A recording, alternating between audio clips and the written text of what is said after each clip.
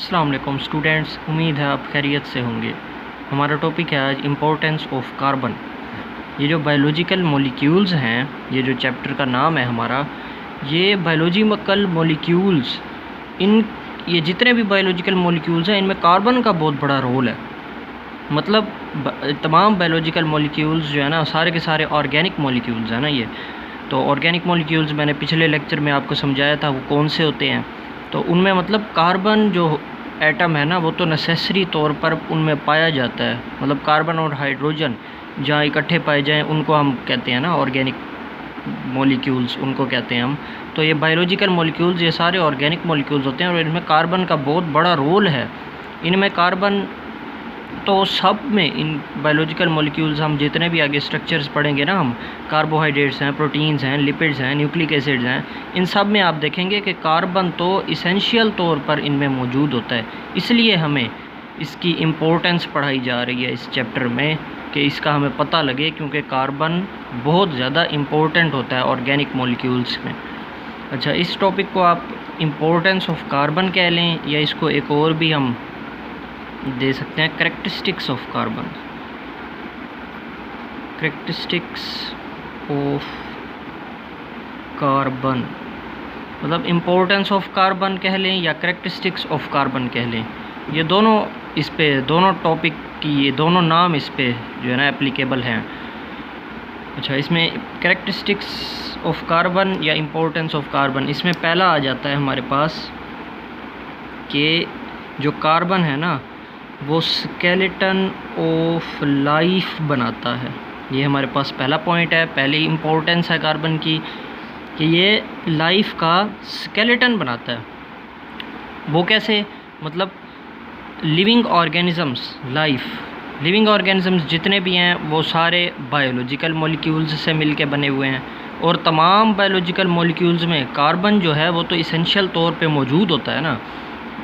तो वो biological molecules का स्केलेटन बनाता है कार्बन। उनका मतलब स्ट्रक्चर हम आगे पढ़ेंगे ना, तमाम बायोलॉजिकल मॉलिक्यूल्स का हम स्ट्रक्चर आगे पढ़ने वाले हैं, तो आप उसमें ख़ुद देखेंगे कि कार्बन उनका स्केलेटन बना रहा होता है। तो बायोलॉजिकल मॉलिक्यूल्स का स्केलेटन बनाने का मतलब है लाइफ का स्केलेटन बनाता है ये। इसलिए इसके इम्पोर्टेंस में ये भाई स्केलेटन ऑफ लाइफ लिखा हुआ है। इसको यूँ भी कहते हैं भाई, ये occupies the central position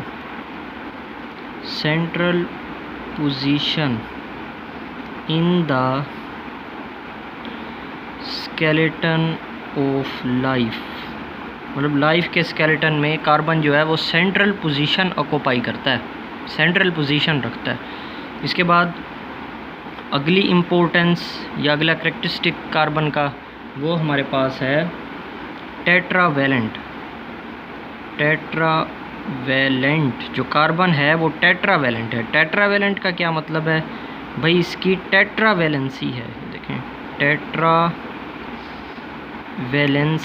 tetravalency किसे कहते हैं? टेट्रा कहते हैं 4 को, वैलेंसी मतलब बॉन्ड बनाता है। ये बॉन्ड्स मतलब 4 बॉन्ड बनाता होता है। ये कार्बन जो है ये 4 बॉन्ड बनाता है। Form 4 bonds with other elements। ये भी इसकी इम्पोर्टेंस में शामिल है कि ये 4 बॉन्ड बनाता है। कार्बन जो है ये 4 बॉन्ड बनाता है, इस वजह से इसको टेट्रावेलेंट एलिमेंट कहते हैं हम कार्बन को। अच्छा, 4 बॉन्ड बनाता है। जैसे कि मिसाल के तौर पे ये देखें, कार्बन, आप जहाँ पे भी कार्बन को देखेंगे ना, ये 4 ही बॉन्ड बनाता होता है। ये मैंने मीथेन का स्ट्रक्चर आपको बना के दिखाया है। ये है हमारे पास मीथेन। अच्छा, ये देखें ना, आप 4 बॉन्ड इसके बनाए हुए हैं इसने। अच्छा, बॉन्ड ये कौन सा बनाता है? बॉन्ड ये बनाता होता है कोवेलेंट बॉन्ड।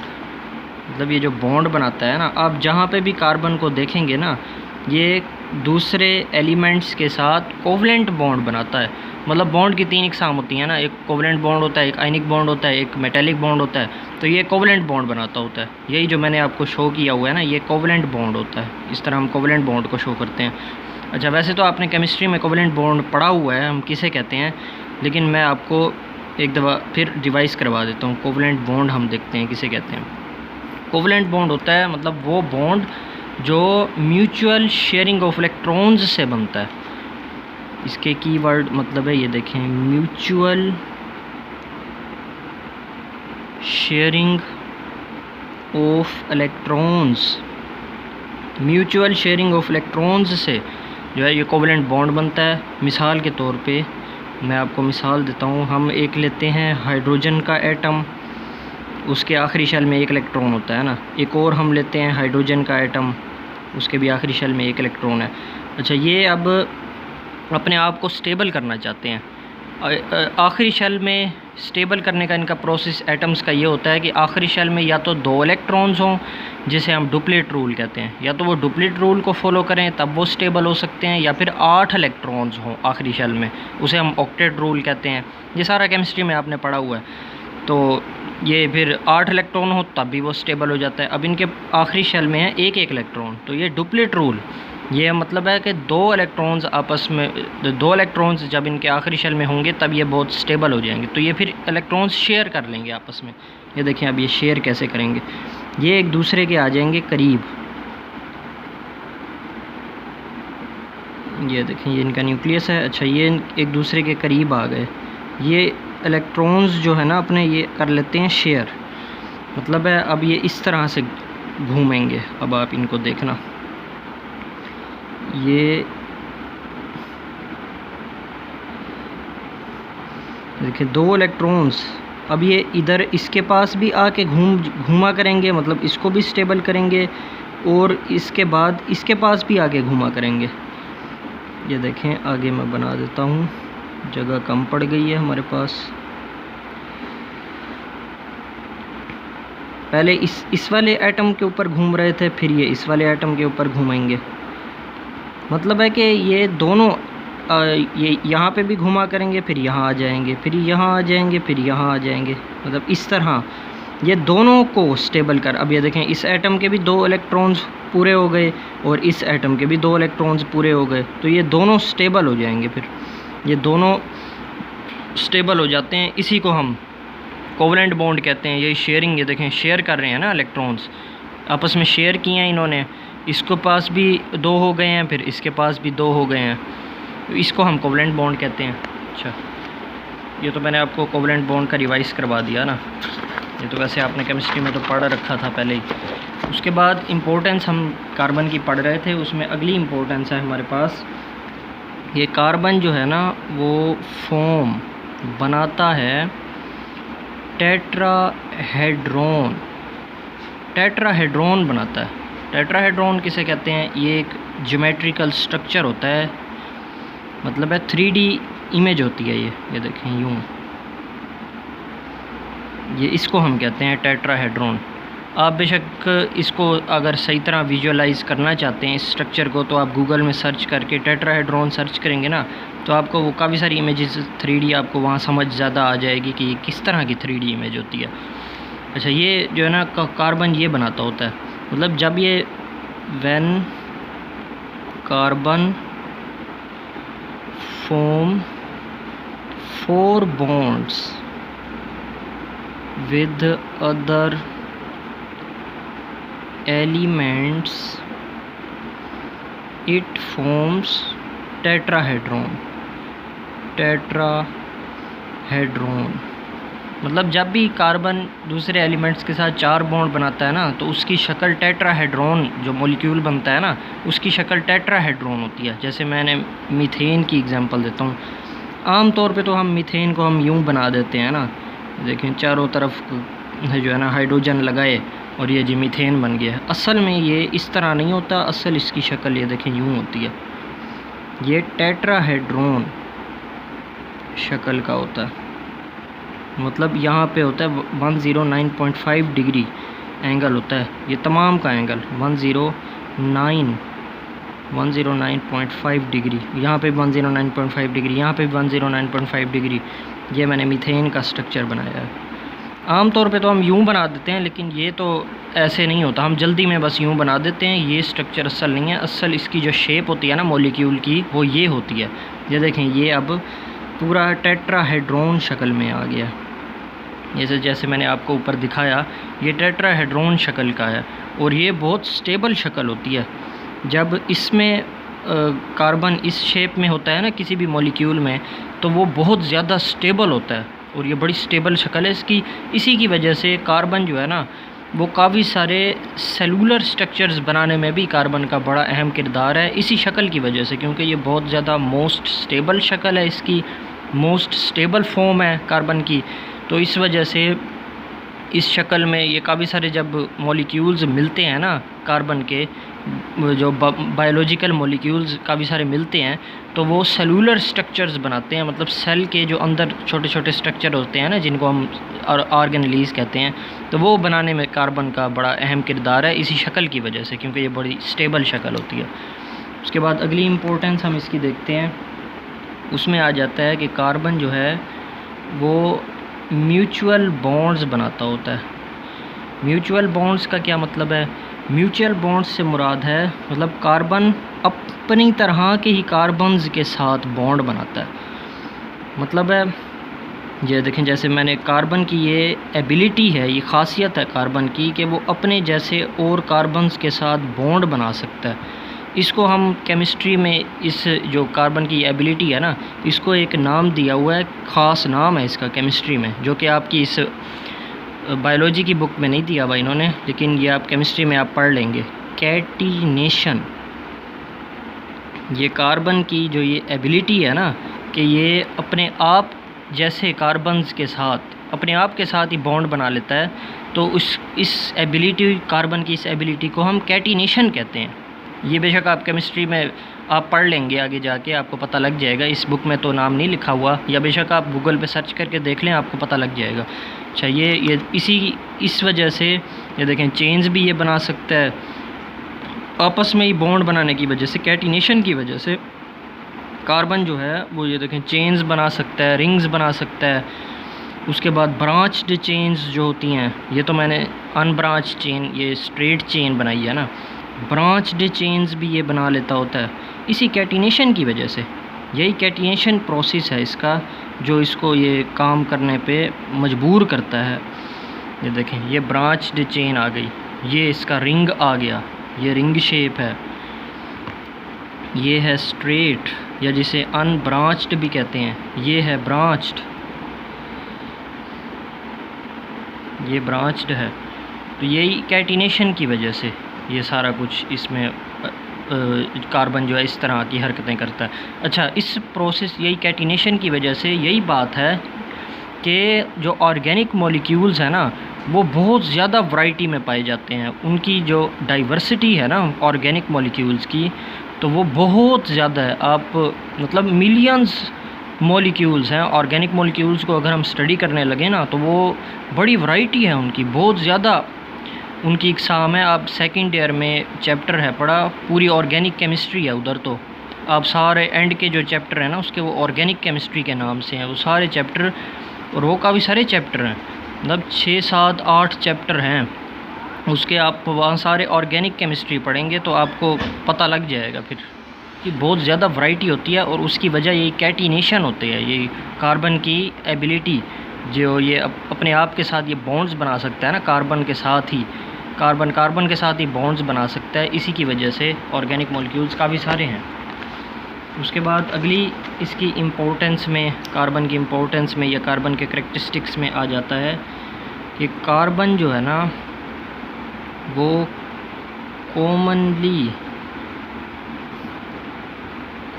कंबाइन होता है, या मतलब बॉन्ड बनाता है, कंबाइन होता है विद हाइड्रोजन के साथ, ऑक्सीजन के साथ, नाइट्रोजन के साथ, फास्फोरस और सल्फ़र। मतलब आम तौर पर कार्बन जो है ना वो हाइड्रोजन, ऑक्सीजन, नाइट्रोजन, फास्फोरस और सल्फ़र इनके साथ आम तौर पर बॉन्ड्स बनाता है। मतलब CH इस तरह की सूरत होगी, CO या CN, CP, CS ये सूरत होंगी। मतलब कार्बन आम तौर पर इनके साथ, hydrogen, oxygen, nitrogen, phosphorus, sulphur, इनके साथ आम तौर पर बॉन्ड्स बनाता होता है। अच्छा, हम अब इनको देखते हैं। ये जो बॉन्ड होता है ना, ये जो बॉन्ड कार्बन जो है हाइड्रोजन के साथ जब बॉन्ड बनाता है ना, तो ये आ जाता है ये बॉन्ड जो होता है ना, ये हाई एनर्जी वाला बॉन्ड होता है, इसको कहते हैं हाई एनर्जी बॉन्ड। और ये कार्बोहाइड्रेट्स में होता है, कार्बोहाइड्रेट्स। ये जो मैंने शक्ल बनाई है ना कि भाई C कार्बन जो है हाइड्रोजन के साथ बॉन्ड बनाया हुआ है, तो ये कार्बोहाइड्रेट्स का जब हम स्ट्रक्चर पढ़ेंगे ना, आप खुद वहाँ देख लेंगे कि ये वाकई यही उसमें जो है ना उसका स्ट्रक्चर हम जब पढ़ेंगे तो यही सूरत हाल होती है। चाहिए हाई एनर्जी बॉन्ड होता है, मतलब जब भी सेल को एनर्जी की ज़रूरत होती है ना, तो वो यही बॉन्ड तोड़ता होता है। इस बॉन्ड से हमें एनर्जी मिलती है, जिसको हम ATP कहते हैं, ATP कहते हैं। वो हमें ATP मिलती है, उससे फिर हमारे काफ़ी सारे जो सेलुलर एक्टिविटीज़ होती हैं ना, वो इससे अंजाम देते हैं। क्योंकि सेल के अंदर बहुत सारे रिएक्शंस हो रहे होते हैं ना, कैटाबॉलिज्म हो रहा है, एनाबॉलिज्म हो रहा है, चीज़ें सेल के अंदर भी आ रही हैं, चीज़ें सेल के बाहर भी जा रही हैं, प्रोटीन्स बन रही हैं, टूट भी रही हैं, ऐसे बहुत सारे रिएक्शंस हो रहे होते हैं। तो उसके लिए एनर्जी चाहिए होती है, और एनर्जी फिर इसी तरह के जो मॉलिक्यूल्स होते हैं ना सेल के अंदर, जो कार्बोहाइड्रेट्स होते हैं, तो उन्हीं को तोड़कर एनर्जी हासिल करते हैं हम। अच्छा, अब इस पे आ जाते हैं। ये CO बॉन्ड, इसको हम कहते हैं, ये होता है ग्लाइकोसिडिक बॉन्ड, ग्लाइकोसिडिक बॉन्ड।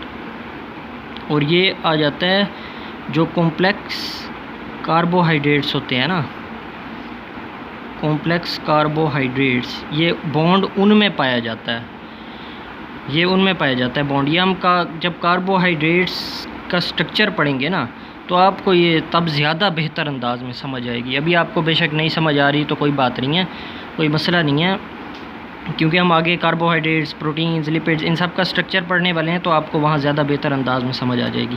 अच्छा, अब इनको देख लेते हैं हम। कार्बन और नाइट्रोजन का ये होता है, इसको कहते हैं पेप्टाइड बॉन्ड, ये होता है पेप्टाइड बॉन्ड। और ये प्रोटीन्स में एग्जिस्ट करता है, प्रोटीन्स। ये भी जब हम प्रोटीन्स जब पढ़ेंगे ना, प्रोटीन्स का स्ट्रक्चर, प्रोटीन्स के बारे में हम आगे जाके पढ़ेंगे, तो ये भी आपको कार्बन और नाइट्रोजन का जो बॉन्ड है, ये भी आपको तब वाज़े तौर पे समझ आएगा, अभी इतना नहीं समझ आएगा आपको।